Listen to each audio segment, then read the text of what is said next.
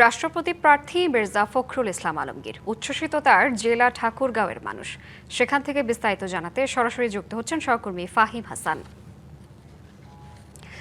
ফাহিম, কি বলছেন ঠাকুরগাঁওবাসী, তাদের প্রত্যাশা কি জানাবেন?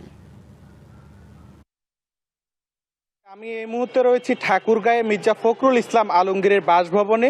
মূলত আজ 23তম রাষ্ট্রপতি নির্বাচনে যে দুইজন প্রার্থী প্রতিদ্বন্দ্বিতা করছেন তার মধ্যে একজন মির্জা ফখরুল ইসলাম আলমগীর।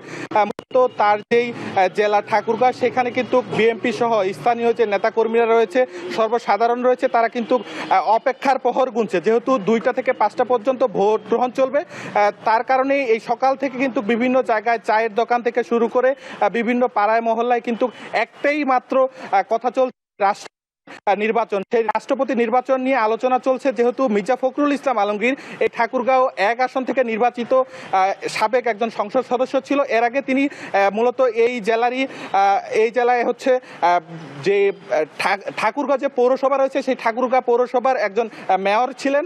নগদ নিয়ে এলো হার না মানা হার অফার। সর্বনিম্ন 10,000 টাকা রেমিটেন্স নগদে পাঠালে থাকছে স্বর্ণের হার জেতার সুযোগ। পরবর্তীতে সংসদ সদস্য এবং বিএনপির যে মহাসচিব হিসাবে দায়িত্ব পালন করেছিলেন। মূলত তার যে এই অঞ্চলের রয়েছে সে জনপ্রিয়তার কারণে কিন্তু আজ যেহেতু রাষ্ট্রপতি নির্বাচন হচ্ছে, সেই রাষ্ট্রপতি নির্বাচনের অপেক্ষার পর গুনছে। আমি এই মুহূর্তে কথা বলার চেষ্টা করব এইখানকারই একজন ছাত্রদল নেতার সঙ্গে। আপনারা কি মনে করছেন, আজকের নির্বাচন কেমন আশা করছেন? ধন্যবাদ আপনাকে। আমরা ঠাকুরগাঁওবাসী এবং ঠাকুরগাঁও সাধারণ মানুষ আমরা অপেক্ষার প্রহর গুনছি। আমরা জানি যে দুপুর 2টা থেকে 5টা নাগাদ যে ভোট হবে, সেই ভোটে আমরা আশাবাদী। ঠাকুরগাঁওর মানুষ আমরা সবাই ঐক্যবদ্ধভাবে আশাবাদী এবং দোয়া করছি যে আমাদের যে বাংলাদেশ জাতীয় দল বিএনপির যে মহাসচিব, তিনি যে সর্বসাধারণের একজন। আপনি যেমনটি শুনছিলেন যে ঠাকুরগাঁওর সর্বস্তরের মানুষ কিন্তু অপেক্ষার প্রহর গুনছেন। এই ছিল আমার কাছে ঠাকুরগাঁও থেকে সর্বশেষ।